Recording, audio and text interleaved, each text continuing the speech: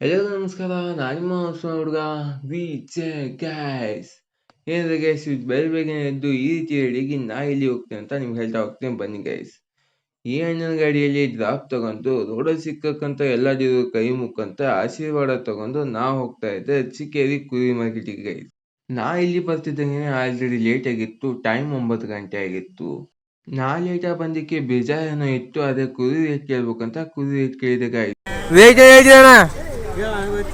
ನೀ ಏನ 19,000 ಬಸ್ಸು ಅಣ್ಣನ ಕುರಿ ರೇಟ್ ಕೇಳ್ಬಿಟ್ಟು ಸೈಕ್ ಆಗೋದೆ ಗೈಸ್. ಅದಕ್ಕೋಸ್ಕರ ಇಲ್ಲಿ ಬಂದು ಕುರಿ ತಗೊಂಡು ಸೈಲೆಂಟಾಗಿ ಕುತ್ಕೊಂಡು ತಿನ್ನಕ್ಕೆ ನಿಂತ್ಕೊಂಡ್ಬಿಟ್ಟೆ ಗೈಸ್. ಯಾಕೆ ಅಂದರೆ ಟೈಮ್ 9:30 10 ಗಂಟೆ ಆಗಿತ್ತು, ಸಿಕ್ಕಾಬಿಟ್ಟೆ ಹೊಟ್ಟೆಸ್ತಿತ್ತು.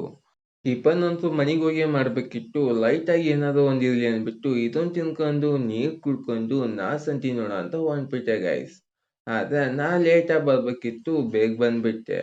ಆ ಒಂದು ಕಾರಣಕ್ಕೋಸ್ಕರ ಸಂತೆ ನೋಡೋಕ್ಕಾಗಲಿಲ್ಲ ಗೈಸ್. ಸಂತೆ ಹಚ್ಚೋದನ್ನೇ ನೋಡ್ಕೊಂತ ಹೊಂಟ್ಬಿಟ್ಟಿದ್ದೆ ಗೈಸ್.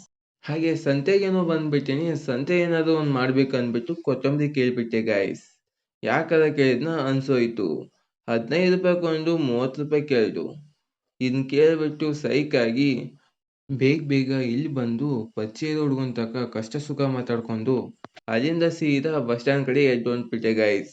ಯಾಕೆ ಅಂದರೆ ಬರೋದೇನೋ ಹೆಂಗೋ ಏನೋ ಬಂದ್ಬಿಟ್ಟೆ, ಆದರೆ ಹೋಗ್ಬೇಕಲ್ಲ ಗೈಸ್. ಅದಕ್ಕೋಸ್ಕರ ಇಲ್ಲಿ ಬಂದು ಬಸ್ ಹತ್ಕೊಂಡು ಮನೆ ಕಡೆ ಹೊಂಟ್ಬಿಟ್ಟೆ ಗೈಸ್.